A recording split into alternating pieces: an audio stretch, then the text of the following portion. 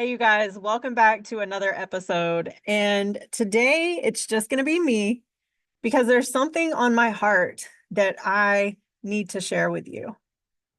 This is something that my podcast guest and I were talking about recently, and it's something that I speak on a whole lot as someone who got told early on that there wasn't any success in that thing. So maybe you're a parent, maybe you're a teacher, maybe you're a coach. Be careful of what you're saying to the kids around you. Because I was that kid. I was the kid who loved to write. And I was told there's no money in journalism. There's no money in writing. So you need to figure something else out. Well, what I figured out was playing sports, but that didn't go very far either. And now what I'm learning in my life is I've actually gone back to what I loved originally, and that was writing. I'm also getting to use that gift to help others. So yeah, maybe I didn't go into journalism, but I am using that gift. See, the problem is a lot of us have our own limiting beliefs. And if we're not careful, we can kill gifts before their birth by the power of our tongue. So that brought me to reading out of Proverbs, and it's Proverbs 18. And I'm going to start with verse 14 because this is where it starts. The spirit of a person can endure his sickness, but as for a broken spirit, who can endure it? The mind of the discerning acquires knowledge, and the ear of the wise seeks knowledge. A person's gift makes room for him or her and brings him or her before great people. The first to plead his case seems right until another comes and examines him. The cast lot puts an end to quarrels and decides between the mighty ones. A brother or sister who is offended is harder to be won than a strong city. And quarrels are like the bars of citadel. With the fruit of a person's mouth, his or her stomach will be satisfied. He or she will be satisfied with the product of his or her lips. Verse 21, this is the one that really hits home with what I'm going to talk about today. Death and life are in the power of the tongue, and those who love it will eat its fruit.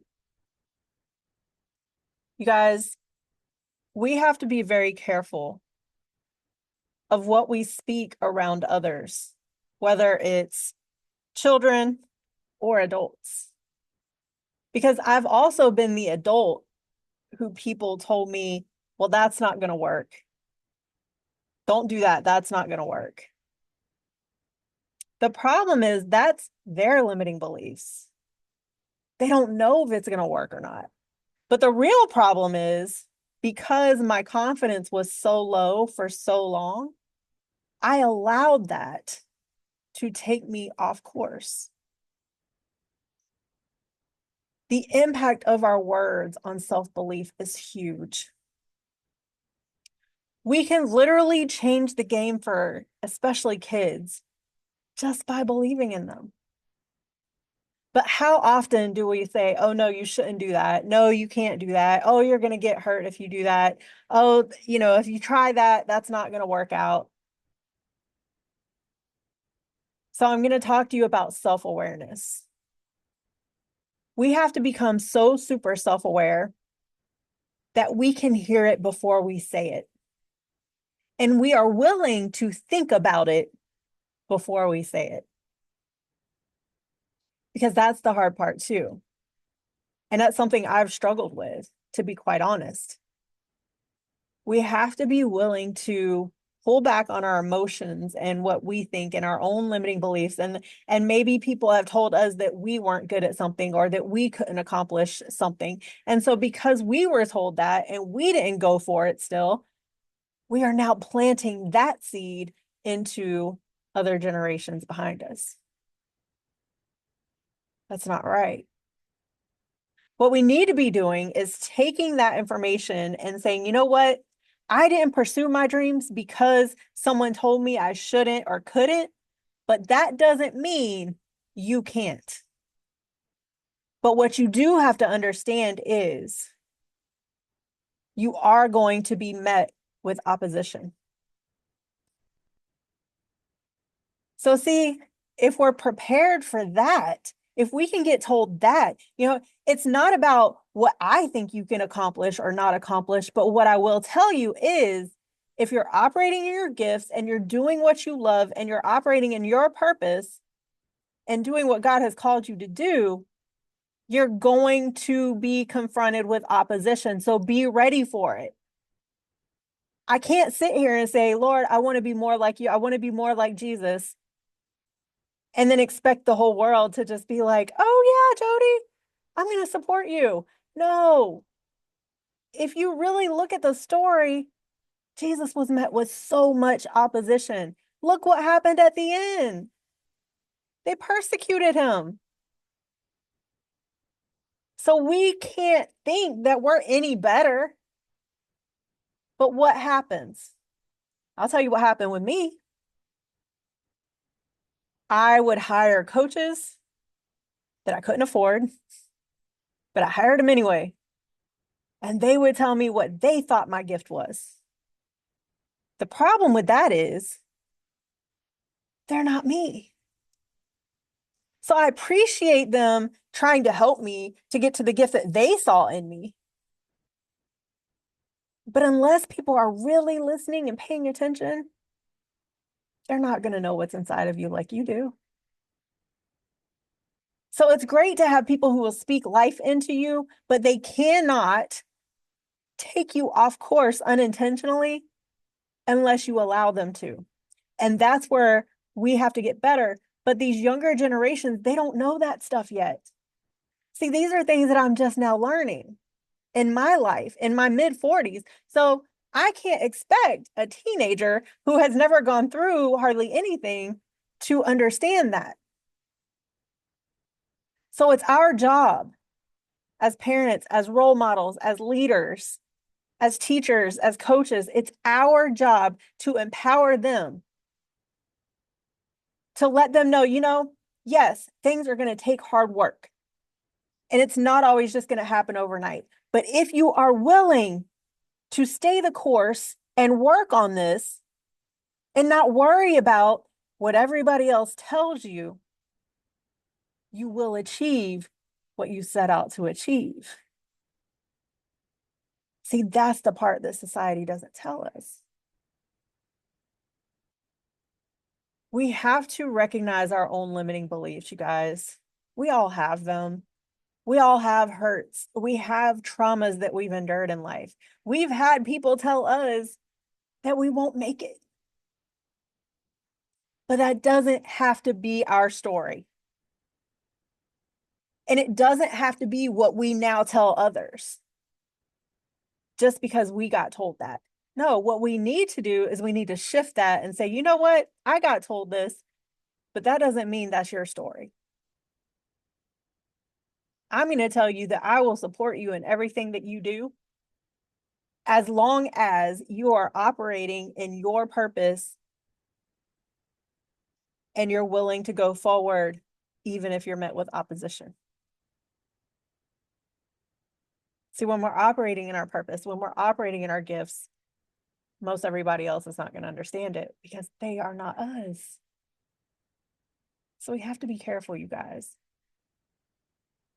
We have to be willing as role models, coaches, leaders, parents, all the things. We have to be willing to have empathy and be open-minded. Think about how many kids went to law school or went to medical school, but really they wanted to go to art school or dance school. So what happens? That dream gets taken away. They don't even have a chance to pursue it. So we have to learn how to be like, you know what? That might not be what I saw for you. But if that's what you're really passionate about and that's what you really see yourself doing, I'm going to support you. It's not up to us to make those decisions for others. It's up to us to guide them, share experiences, things that have worked, things that haven't worked, right? And be empathetic and open-minded and knowing that there are far more opportunities out there than there were when I was growing up or when you were growing up, probably. There's a lot more out there. I didn't know one entrepreneur when I was growing up. Now they're everywhere, right? So if there's not a job opportunity, guess what? You can now create your own. And that's what I finally learned in life. But again, that can be met with opposition, and we have to be ready for that. So if we're not mentally preparing ourselves, if we're not confident enough, if we don't have a belief system already inside of us, all it takes is the negative feedback and we quit. Now I'm grateful I didn't completely quit, but I will tell you, I've taken a lot of shifts and turns and I've gone off course a lot because I was following what other people saw for me instead of what I was supposed to be doing. We really have to be careful with that. We have to be willing to support others' goals, even if we don't understand it, you guys. We don't have to understand it because guess what? We're different people. There's a reason that God makes us different. It's not for me to walk in the same shoes as you walk in. But what we can do is join together and help each other out. So we have to stop putting our own agenda on other people because we don't understand what that can do to them, especially the younger generations. I was that. And up until pretty recently, I was still that because I was still trying to form a belief system inside of myself. And so when someone would speak negativity into me, I believed it. If I made a mistake, I felt wrong and I felt shame and I felt guilt and I felt imposter syndrome. But here's the thing. God uses the people that you wouldn't look at to change the game. He's used murderers, adulterers, sinners, because we all are sinners. He uses those of us who have been through a whole lot because we know what it's like to not be supported. So we get to now stand up together and say, you know what? This is my story, but it doesn't have to be yours. And let's keep progressing forward. We have to support each other. So practical tips for speaking life into others. The first thing is think before you speak. Listen and get to know people. If you're coaching others, you have to get to know them. You have to take the time to get to know them before you can start putting your agenda onto them. Okay. Because you don't know the gifting they have inside of them if you aren't paying attention. You know what you want to help them with. So we have to be really careful for that. We also have to stop looking at the things that people are not able to do. So their weaknesses, we have to stop looking at those and saying, well, they're weak in that area, so they can't get stronger. That is absolutely not true. All we have to do is start believing in them so they will believe in them. There's a reason I changed the way I coach. And there's a reason I tell people, hey, you can borrow my belief system in you while you're trying to get yours. Because you know what? I've had people tell me that. and I've appreciated it because I needed it. So I've shared, a few things that can help us help others. I will say one of the other things that helps me tremendously is my faith that I have now. I just started this journey a few years ago, so if I can do it, anybody can. It's no different than implementing, learning how to track your foods, learning how to keep an exercise routine. It's just building a routine and a habit. But that has allowed me, when the opposition comes, that has allowed me to stay the course. Because I'm going to tell you, I'm now a student again as well. And there's a lot of opposition out there. We can't expect everyone else to support us. But what we can do is say, you know what, God, I know you got me. So I'm going to keep doing what I'm supposed to do so that I can operate in your will that you've called me to operate in. No one else has to know that path. That's between me and him. All right. So the role of faith has been huge in my life, but also the role of affirmations, the role of saying what I'm grateful for every single day when I wake up and writing it. I write it down on a sticky note and I put it in a bottle. I am grateful for whatever that is that day. Sometimes they're pretty similar. A lot of times I'm grateful for another day, right? And sometimes it just has to start that way. Did you wake up? Are you breathing? Are you on this side of the earth? Be grateful for that. Start there. And then everything else is just extra, right? Saying positive affirmations. The Bible is filled with these. When I read the verse that I am wonderfully made, right? Like I am beautifully and wonderfully made. And I didn't really believe it for a long time, but I'm like, well, if God's saying it, it's got to be true, right? We have to understand that there are ways to build ourselves up, but we have to be willing to try them. We have to speak life into ourselves. We have to be willing to say, you know what? I am enduring some hard times right now, but this does not have to be the end of my story. I can turn a new page. I can shift. I can keep going. I can take care of what's right in front of me and then move forward. That's important. And then having a growth mindset over a fixed mindset. You guys, having a fixed mindset is just going to keep us in a box that we're not meant to be in. None of us are meant to be in this box that societal standards, where if we're not doing A, B, or C, then we're not going to be successful. That is absolutely not true. Also, we have to get rid of fostering competition. I played sports, I was an athlete. So, yeah, we competed against different teams, but at the end of the day, if we were being smart, we actually needed to collaborate with them and find out what was working if we lost, right? Like, what are you doing that maybe we need to implement? And that's collaboration. That's a growth mindset. That's an abundance mindset. That is believing that there is more out there for us, even if we don't see it right now. I have to live my life like this every single day. I don't see it.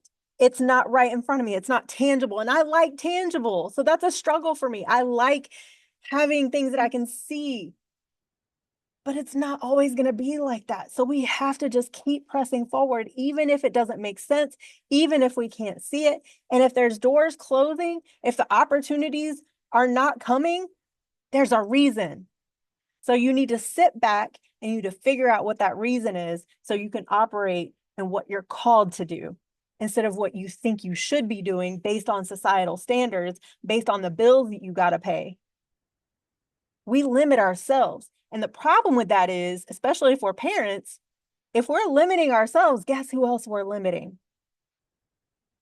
We're not teaching them what they need to be taught. There's a world out there.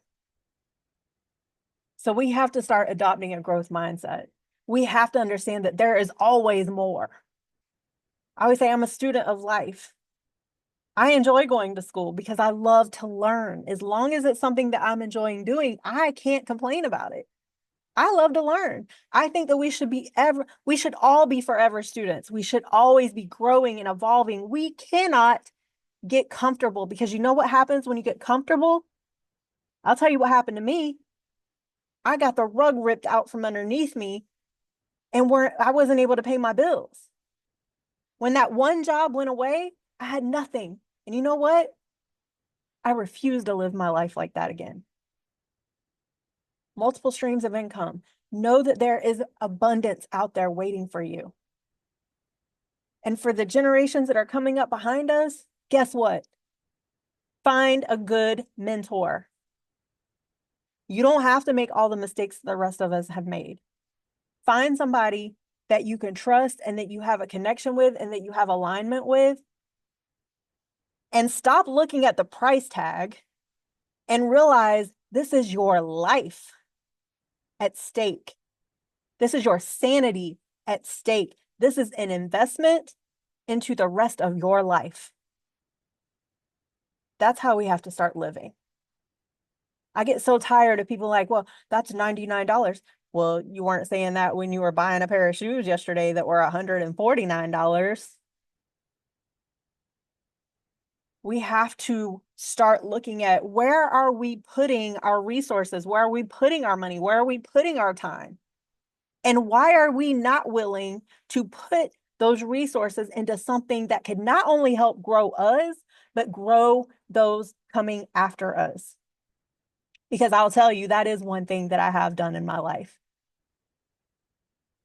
I have used the resources that I've been given, finances, time. Those are the two main ones. And I've invested those back into myself because I know it's not just for me. I know I'm meant to leave a legacy behind for people to be able to follow for years and years after I'm gone. I already know that. So this investment that I'm making, every investment that I make, whether it's time, money, or both, is for the greater good. That is an abundance mindset. And it's something that I just recently adopted in the last few years. I didn't have to have it. I had a job. I had a cushy, I won't say cushy. I was working on, I was working at the Air Force on the flight line, but I had comfort. I knew I was getting paid on the 1st and the 15th. So what happened when that went away? I struggled. Depression, anxiety, I'm stressed. I'm teaching people how to be healthier, but I'm over here stressed out, depressed, on the couch. That's no way to live. So when that door shut, what that ended up doing was it forced me into doing the things that I always wanted to do. I wrote a book.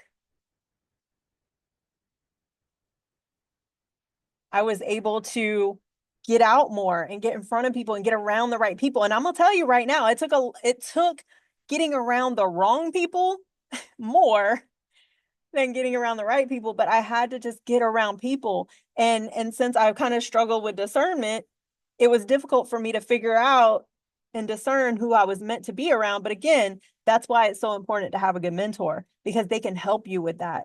But it has to be someone you're in alignment with. Don't just hire anybody. If you're going to put your time and your money into something or someone, make sure they got your best interest at heart.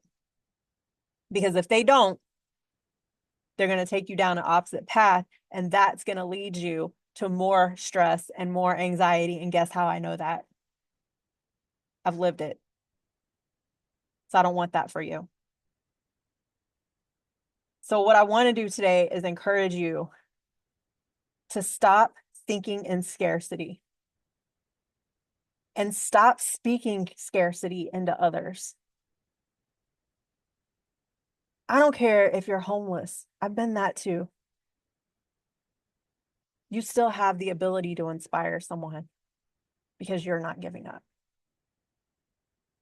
If you've already given up and you woke up today, I want to encourage you to not give up. Shift, get still, figure out what it is that you're good at, that the world needs, and go from there. that in itself is going to open up some doors for you. And again, I know this from personal experience.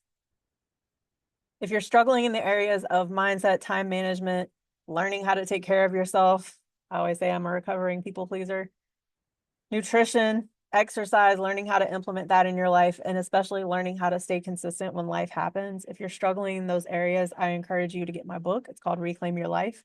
You can find it on all book platforms, including Amazon. You can also go to my website, jodywatkins.com, and purchase a signed copy that I will send directly to you. You can also go into my community called Step Into Your Greatness. It's inside of a platform called Convene Communities. I have a course in there which has videos, it's interactive. It goes over each chapter that's in my book and goes a little bit more in depth. And I actually just redid that last year. So it includes even more things that the original version of the book did not. Okay. The journey is continuous, but we just have to be willing to keep going. I hope this episode helped you today. Make sure you connect with me, subscribe to the email list, and let's go on this journey together. You're not alone. Have a great day.